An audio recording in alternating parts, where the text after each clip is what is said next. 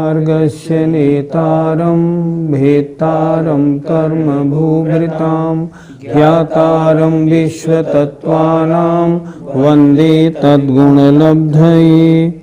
पंच परमेष्ठी भगवान की जय।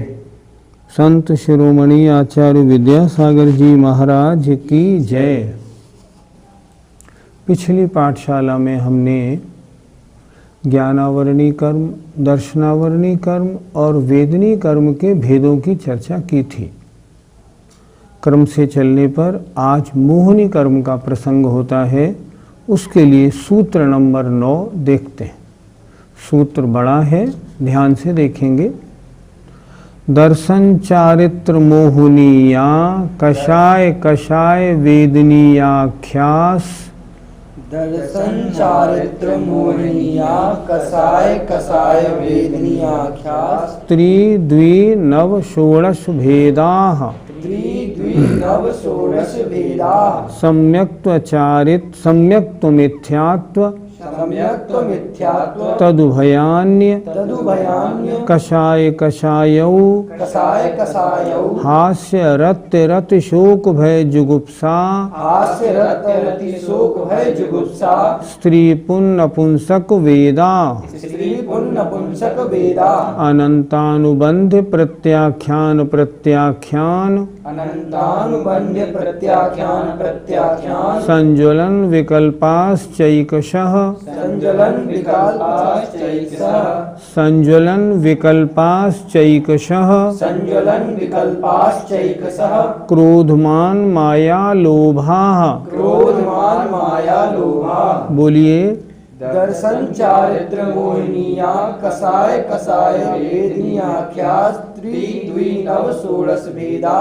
सम्यक्त्व मिथ्यात्व तदुभयान्य कसाय कसायो। हास्य रति शोक भय जुगुप्सा। स्त्री पुण्य पुंसक वेदा। अनंतानुबंध प्रत्याख्यान प्रत्याख्यान। संज्वलन विकल्पाश्चैकशः। क्रोधमान माया लोभा। सूत्र बड़ा है, इसलिए इसका अर्थ हम बोर्ड पे देखते हैं ताकि भली प्रकार समझ में आ जाए। मोहिनी कर्म के 28 भेदों को सूत्र से समझते हैं। मोहिनी कर्म के 2 भेद, दर्शन मोहिनी और चारित्र मोहिनी। पहले तो ये लेना अपने को, मोहिनी कर्म के 2 भेद, दर्शन मोहिनी और चारित्र मोहिनी। चारित्र मोहिनी के 2 भेद यहाँ से हमने आ निकाला संधि विच्छेद में, तो अकषाय वेदनी और कषाय वेदनीयाख्याः कहे गए हैं। ध्यान से फिर एक बार देखें। मोहिनी कर्म के 2 भेद, दर्शन मोहिनी और चारित्र मोहिनी। चारित्र मोहिनी के 2 भेद आ यहाँ से निकाला हमने, अकषाय वेदनी और कषाय वेदनीयाख्याः ये कहे गए हैं। अब ये कितनी हो गई? ये हो गई 4 चीजें। दर्शन मोहिनी, चारित्र मोहिनी, अकषाय वेदनी और कषाय वेदनी। थोड़ा सा जरा सा कठिन है, अगर थोड़ा ध्यान लगाएंगे समझ में आएगा। इनके भेद कितने कितने? 3, 2, 9 और 16।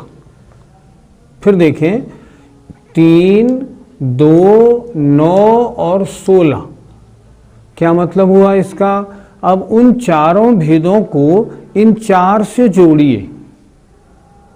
देखें, दर्शन मोहिनी के भेद 3, चारित्र मोहिनी के भेद 2, अकषाय वेदनी के भेद 9 और कषाय वेदनी के भेद 16। जरा इसको फिर एक बार देखें। ये इस पंक्ति का अर्थ थोड़ा सा कड़ा है। दर्शन मोहिनी, चारित्र मोहिनी, अकषाय वेदनी और कषाय वेदनी, ये 4 चीजें हो गई। अब इनके भेद कितने?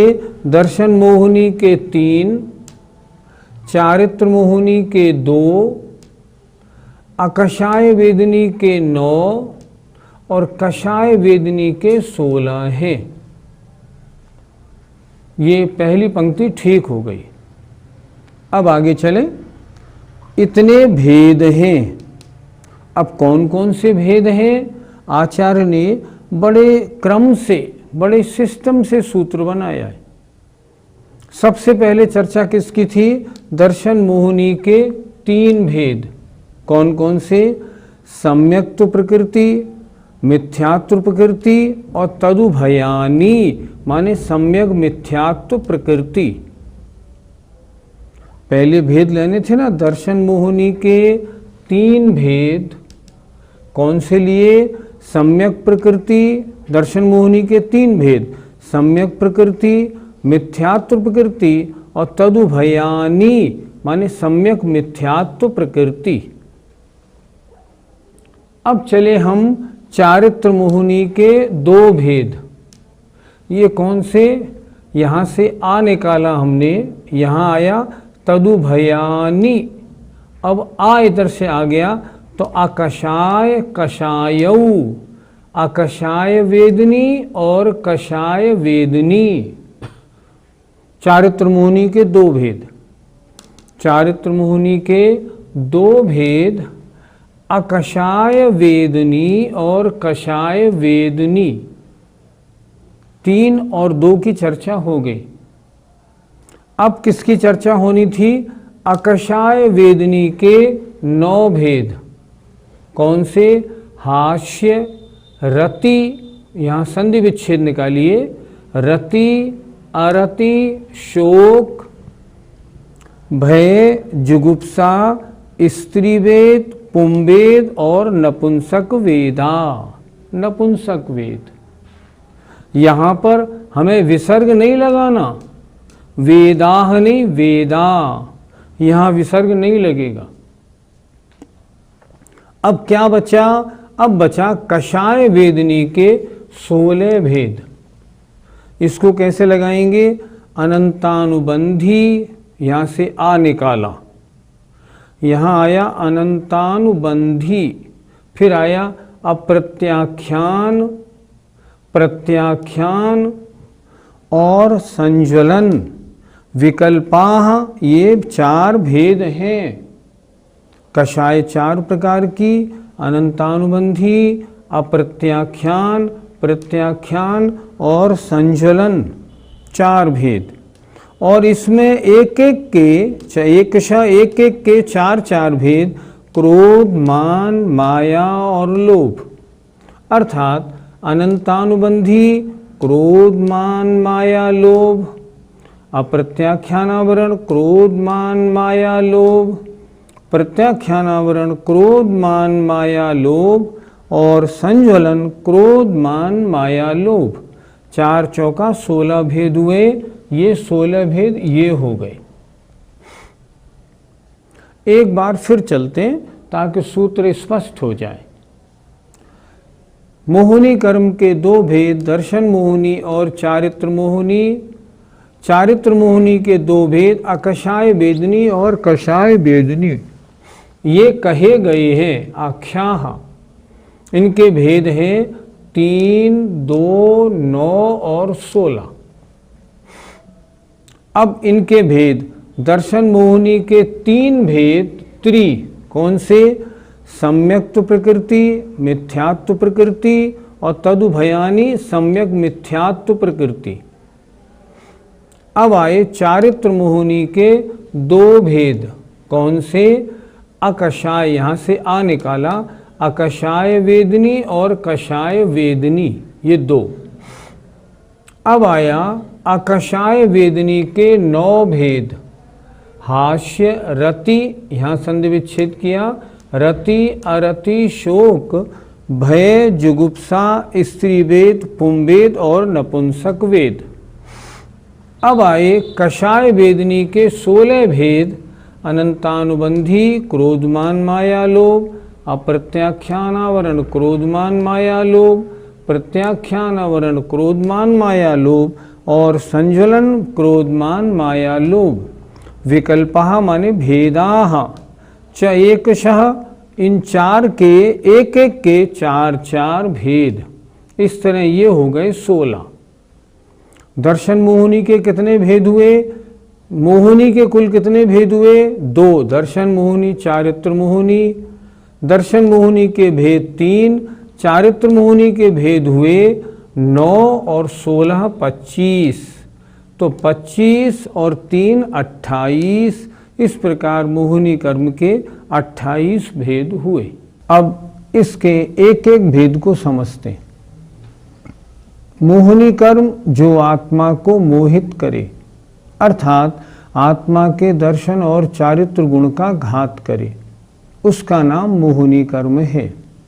पहला भेद था दर्शन मोहिनी, जो आत्मा के सम्यक्त गुण का घात करे।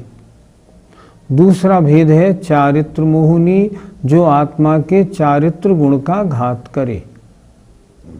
एक शब्द आया है अकषाय वेदनी, अर्थात जो किंचित, आ माने किंचित, जो किंचित कषाय का वेदन कराए, हल्की कषाय का वेदन कराए। और कषाय वेदनी, जो कषाय का वेदन कराए। इस प्रकार अब एक एक को देखें। दर्शन मोहिनी के 3 भेद। पहले लिखा इन्होंने सम्यक प्रकृति। सम्यक प्रकृति दर्शन मोहिनी का वह भेद है जो सम्यक्त का घात तो नहीं करती, सम्यक्त को नष्ट नहीं करती, पर सम्यक्त को सदोष बनाती है। सम्यक दर्शन में चल, मल और अगाढ़ दोष लगते हैं जिसके उदय में, उसका नाम है सम्यक प्रकृति। चल दोष क्या होता है? शांतनाथ भगवान शांति करते हैं, पार्श्वनाथ भगवान संकट हरते हैं। ये हमारे बिरादरी वालों का मंदिर है, इसे कहते हैं चल दोष। मल दोष कहते हैं सम्यक्त के दोष हैं 25, उनमें से क्वचित कदाचित किसी दोष का लग जाना, मल दोष। और अगाढ़ दोष का मतलब होता है सम्यक, तो अर्थात श्रद्धान तो है पर श्रद्धान मजबूत नहीं है। आचार्यों ने लिखा जैसे बूढ़े के हाथ की लाठी हल्की सी रहती है और कपती सी रहती है, उसी तरह श्रद्धान तो है, बूढ़े आदमी ने लाठी पकड़ी हुई तो है पर ताकत न होने से मजबूती नहीं है। उसी तरह श्रद्धान तो होना, पर जो सम्यक प्रकृति का अगाढ़ दोष लगाने वाली है, उसके कारण श्रद्धान तो है परंतु मजबूत श्रद्धान नहीं है। इस प्रकार दर्शन मोहिनी के 3 भेद हुए। अब आइए चारित्र मोहिनी के भेद चलें। चारित्र मोहिनी के 2 भेद हो गए, एक अकषाय वेदनी और एक कषाय वेदनी। अकषाय वेदनी के 9 भेद कहे गए। हास्य, जिसके उदय से हंसी आवे। रति, जिसके उदय से कोई वस्तु अच्छी लगे। अरति, जिसके उदय से कोई वस्तु अच्छी ना लगे। शोक, जिसके उदय से इष्ट वस्तु के वियोग में शोक का अनुभव हो। आगे, जिसके उदय से भय लगे, डर लगे, वो भय। और जिसके उदय से घृणा का भाव हो, ग्लानि पर आत्मा में आए, उसे कहते हैं जुगुप्सा। इसके बाद स्त्री वेद, जिसके उदय में पुरुष से रति के भाव हों। पुंवेद, जिसके उदय में स्त्री से रति के भाव हों। और नपुंसक वेद, जिसके उदय में स्त्री और पुरुष दोनों से रति के भाव हों। इस तरह ये वर्णन हुआ 9 कषायों का। इसके बाद कषाय वेदनी के 16 भेद। कौन से? अनंतानुबंधी क्रोधमान माया लोभ, अप्रत्याख्यानावरण क्रोधमान माया लोभ, प्रत्याख्यानावरण क्रोधमान माया लोभ और संज्वलन क्रोधमान माया लोभ। अनंतानुबंधी कषाय किसे कहते हैं? जो आत्मा के सम्यक्त और चारित्र दोनों गुणों का घात करे। सम्यक्त गुण का घात कैसे करती है? अर्थात जिसके उदय में विपरीत अभिप्राय हो जाता है, अभिप्राय दूषित हो जाता है, श्रद्धान समाप्त हो जाता है, उसे कहते हैं अनंतानुबंधी। इसीलिए चतुर्थ गुण स्थान में अगर कदाचित उपशम सम्यक दृष्टि जीव के अनंतानुबंधी का उदय आ जाता है तो वह सम्यक्त से छूटकर दूसरे गुण स्थान सासादन में आकर मिथ्या दृष्टि अर्थात सम्यक्त से रहित तो हो जाता है। मिथ्या दृष्टि तो अभी नहीं कहेंगे क्योंकि मिथ्यात्व का उदय नहीं आया, लेकिन सम्यक तो रहित तो हो जाता है। तो अनंतानुबंधी कषाय जो सम्यक्त का भी घात करे और चारित्र का भी घात करे। सम्यक्त का घात कैसे किया उसने ऐसे किया कि उस जीव को सम्यक्त से गिरा के दूसरे गुणस्थान में ले आई। चारित्र का घात कैसे करती है अनंतानुबंधी? कि चारित्र का घात करने वाली जो अन्य प्रकृतियां हैं, अप्रत्याख्यानावरण, प्रत्याख्यानावरण और संज्वलन, इन तीन प्रकृतियों के प्रवाह को अनंत बनाए रखती है। क्या कहती है? जब तक मैं हूं तुम्हारा कोई कुछ नहीं कर सकता। तो उनके प्रवाह को निरंतर बनाए रखने वाला होने के कारण इसको चारित्र में भी, चारित्र का भी नाश करने वाला कहा गया है। चारित्र को भी नाश करती है इस अपेक्षा। अप्रत्याख्यानावरण कषाय किसे कहते हैं? जिसके उदय में देश चारित्र लेने के परिणाम ना हो। अर्थात कोई कहे कि आप एक दो प्रतिमा ले लीजिए, हम प्रतिमा नहीं ले सकते। ये परिणाम कैसे आए? अप्रत्याख्यानावरण कषाय के उदय से। अगर कोई कहे मुनि बन जाइए, तो मुनि बनने के परिणाम क्यों नहीं होते? ये प्रत्याख्यानावरण कषाय के उदय से। प्रत्याख्यानावरण कषाय किसे कहते हैं? जो सकल चारित्र ना होने दे। और संजुलन कषाय किसे कहते हैं? जो यथाख्यात चारित्र ना होने दे। इस तरह मोहिनी कर्म के 28 भेद हुए। दर्शन मोहिनी के 3, चारित्र मोहिनी के 25, कषाएं 16 प्रकार की और 9 कषाएं 9 प्रकार की। ये पूरा 28 प्रकृति रूप मोहिनी कर्म का परिवार है। और ये वो कर्म है जिसकी वजह से ही हमारी आत्मा अनंत काल से संसार भ्रमण कर रही है। अगर सबसे ज्यादा कोई मतलब कड़ा या खराब कर्म है तो मात्र मोहिनी है, जिसने हमें संसार में भटका रखा है। बस इसके नाश का प्रयत्न ही सारे जीवन करना है कि ये राग द्वेष हमसे हट जाएं तो हमारा कल्याण का मार्ग खुले। पंडित जी, जो दर्शन मोहिनी के 3 भेद हैं, कृपया उन्हें पुनः बताइए। दर्शन मोहिनी के 3 भेद सम्यक प्रकृति, मिथ्यात्व प्रकृति और सम्यक मिथ्यात्व प्रकृति। सम्यक प्रकृति जिसके उदय से सम्यक तो नष्ट तो ना हो पर सम्यक तो सदोष बन जाए। मैंने बताया था ना, चल मल और अगाढ़ दोष जिसके उदय के कारण लगते हैं वह है सम्यक्त प्रकृति। दूसरी मिथ्यात्व प्रकृति जिसके उदय में तत्वों का श्रद्धान समाप्त हो जाता है या विपरीत हो जाता है। देवशास्त्र गुरु का श्रद्धान विपरीत हो जाता है, उसे कहते हैं मिथ्यात्व प्रकृति। और सम्यक मिथ्यात्व प्रकृति का मतलब होता है जहां आत्मा के परिणाम कुछ सम्यक्त रूप हों, कुछ मिथ्यात्व रूप हों, उसे कहते हैं सम्यक मिथ्यात्व प्रकृति।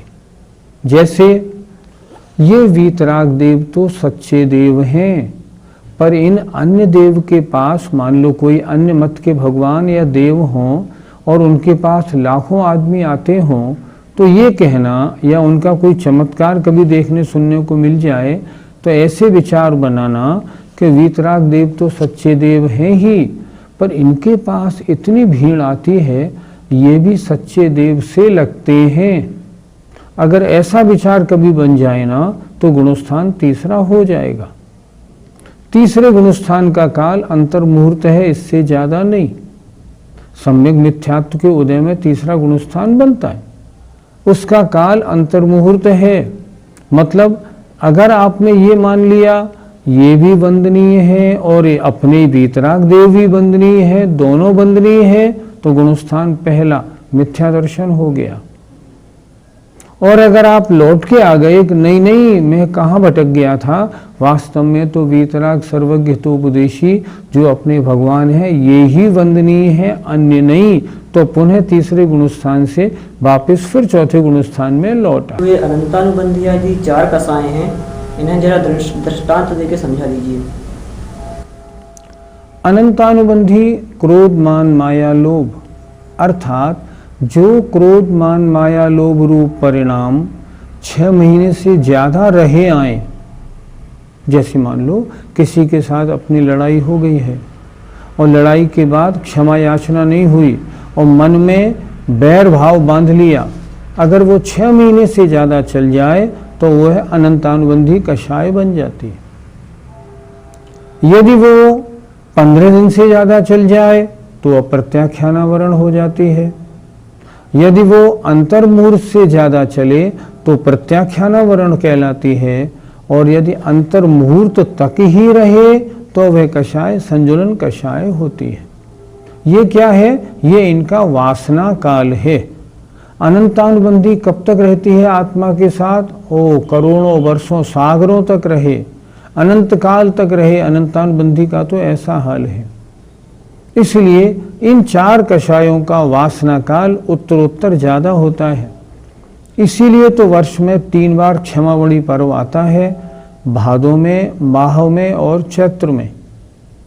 क्यों आता है 3 बार? इसलिए आता है ताकि आपस का कोई मनोमालिन्य हो तो दूर होके हम अपने हृदय को साफ कर लें और हमारी कषाय, चाहे क्रोध मान माया लोभ कोई सी भी हो, वो हमारी कषाय अनंतानुबंधी न बनने पाए। क्योंकि अनंतानुबंधी कषाय का मतलब है मिथ्यात्व का साहचर्य होना। अनंतानुबंधी कषाय है तो मिथ्यात्व होता। पंडित जी, मोहिनी कर्म की जो प्रकृतियां हैं उनमें सबसे बुरी हैं, तो इसमें दर्शन मोहिनी कर्म को कैसे हम नष्ट करें, इसे भी तो बताएं। बात बिल्कुल सही है। मोहिनी कर्म की सबसे जो खराब प्रकृति है, दर्शन मोहिनी की 3 प्रकृतियां, और उनमें भी सबसे ज्यादा मिथ्यात्व प्रकृति सबसे खराब है। इस मिथ्यात्व प्रकृति से कैसे बचें? इससे बचने का कारण है पहले हम जिनवाणी का स्वाध्याय करें। स्वाध्याय करने के बाद 7 तत्व 9 पदार्थ का स्वरूप समझें, सच्चे देवशास्त्र गुरु का स्वरूप समझें और उन पर भली प्रकार श्रद्धान करें कि इन शास्त्रों में जो लिखा है ना, ये वास्तव में सच यही है। अभी तक हम कहाँ कहाँ भटकते रहे, वह कोई सच नहीं, वास्तव में ये ही सच्चे देवशास्त्र गुरु हैं और इन शास्त्रों में जो लिखा है यही सत्य है। 7 तत्व 9 पदार्थ का श्रद्धान मजबूत करें। उनके श्रद्धान मजबूत करने से क्या होगा? भेद विज्ञान होगा। आत्मा और शरीर दोनों भिन्न भिन्न हैं। मैं क्या हूँ और शरीर क्या है, ये भेद मालूम होगा। और जब उस पर एक अटूट श्रद्धान हो जाएगा तब क्या होगा? दर्शन मोहिनी का उपशम होने से हमें प्रथमोपशम सम्यक दर्शन होगा और दर्शन मोहिनी से पीछा छूट जाएगा। हम पूजा में क्या बोलते हैं? हो सम्यक दर्शन प्राप्त मुझे तो सफल बने मानव जीवन। हमारा अनंत काल का भ्रमण क्यों हो रहा है? मिथ्यात्व के कारण हो रहा है। और मिथ्यात्व जो है ना, इसको नाश करने का उपाय क्या इस पर्याय में हम कर सकते हैं? क्यों नहीं कर सकते? कैसे करें? जैसे मैंने बताया, पहले अच्छी प्रकार क्रम से स्वाध्याय करें। स्वाध्याय के बाद सच्चे देव शास्त्र गुरु 7 तत्व 9 पदार्थ का निर्णय बनाएं, निज और पर का भेद विज्ञान प्राप्त करें। हमारा श्रद्धान जब मजबूत होगा तब क्या होगा? दर्शन मोहिनी दब जाएगी और सम्यक दर्शन प्रकट हो जाएगा। सबसे पहले प्रथमोपशम सम्यक दर्शन होता है। प्रथमोपशम का मतलब होता है दर्शन मोहिनी की 3 प्रकृतियां और अनंतानुबंधी 4, इन 7 के दब जाने से, इनके उदय का अभाव हो जाने से आत्मा में सम्यक्त गुण प्रकट हो जाता है। हमें अपने जीवन का वही लक्ष्य बनाना है कि चाहे कुछ भी हो, लेकिन इस जीवन में हमें इस सम्यक्त की प्राप्ति तो करनी ही करनी है। अगर हमने सम्यक्त प्राप्ति कर ली तो समझना हमारा अनंत संसार बहुत थोड़ा रह गया है और हमें अब कभी न कभी मोक्ष प्राप्त होगा ही। जब हमारे लिए सम्यक दर्शन यानी श्रद्धा हो जाए, उसके पश्चात हमारे लिए क्या करना चाहिए? सम्यक दर्शन प्राप्त करने के लिए पूरा प्रयास करना चाहिए। ये तो मालूम पड़ता नहीं सम्यक दर्शन हमें हुआ है या नहीं हुआ। जो लोग ये कहते हैं ना सम्यक दर्शन होने पर आत्मा दिखने लगती है, वो बात तो मतलब रखती नहीं। ऐसा आत्मा तो दिखती नहीं। हाँ, अगर आपको 7 तत्वों का श्रद्धान, निज पर का भेद विज्ञान, सच्चे देवशास गुरु का पक्का श्रद्धान हो गया है, समझिए आपको सम्यक दर्शन हुआ है। हम जीवन भर क्या करें? सम्यक दर्शन प्राप्ति करने के प्रयासों में लगे रहें और उसके जो 25 दोष हैं, 8 शंकादि दोष, 8 मद, 6 अनायतन और 3 मूढ़ता, उनको लगने नहीं दें। गौर से देखें, हमारे सम्यक्त में लग तो नहीं रहे, नहीं लग रहे तो ठीक है। एक काम तो ये हुआ। अब दूसरा काम क्या होना चाहिए? सम्यक दर्शन प्राप्त करने के प्रयासों के साथ साथ हमें अपना आचरण भी अच्छा बनाना चाहिए। आचरण कैसे अच्छा बनाएं? सबसे पहले सप्तविशन का त्याग करें, अष्टमूल गुण धारण करें। उसके बाद अपना खाना पीना व्यापार सब अहिंसक बनाएं। गलत व्यापार है उसको छोड़ें। अपने भोजन पानी में कितना अहिंसक बना आ सकता है उसको लाएं। उसके बाद हम धीरे धीरे 1 प्रतिमा, 2 प्रतिमा, 4 प्रतिमा धारण करें और स्त्री पर्याय हो तो आरिका तक जाएं और अगर पुरुष पर्याय है तो हम मुनि महाराज तक बने। अनंत संसार को काटने का ये कार्य है। मेरे पास बहुत से फ़ोन आते हैं और वो हमसे कहते हैं कि हम आपका तत्वार सूत्र सुन रहे हैं, बड़ा अच्छा लग रहा है, बहुत आनंद आता है, लेकिन इस आनंद आने से काम नहीं बनेगा। काम जब बनेगा जब आप स्वयं सुने और सुनने के बाद उसे जीवन में उतारें। अगर जीवन में नहीं उतारा तो कोई लाभ नहीं। अगर आपने अपने में परिवर्तन नहीं किया तो इससे फिर सुनने से कितना फायदा होगा? जानने से फायदा जब होता है जब उसे हम क्रिया में भी ढालें। आज कितना क्या क्या हो रहा है मोहिनी कर्म के बारे में आप देखो। मेरे पास इतने फ़ोन आते हैं कि हम नवग्रह की कौन सी पूजा करें। नवग्रह की पूजा कैसी पूजा होती है? ये तो मिथ्या दर्शन है।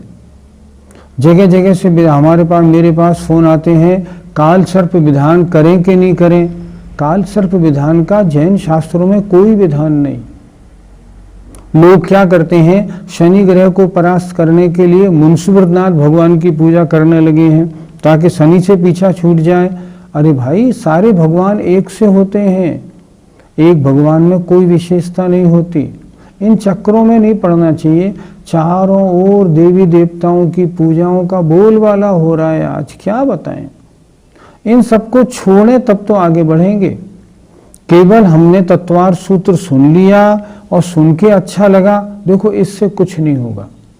रोजाना तत्वार सूत्र का एक एपिसोड आप सुने तो उसमें से रोज कुछ बिंदु चुने कि मैं अपने जीवन में इन 2-4 बातों को और स्वीकार करता हूं, तब तो जीवन आगे बढ़ेगा, नहीं तो नहीं बढ़ेगा।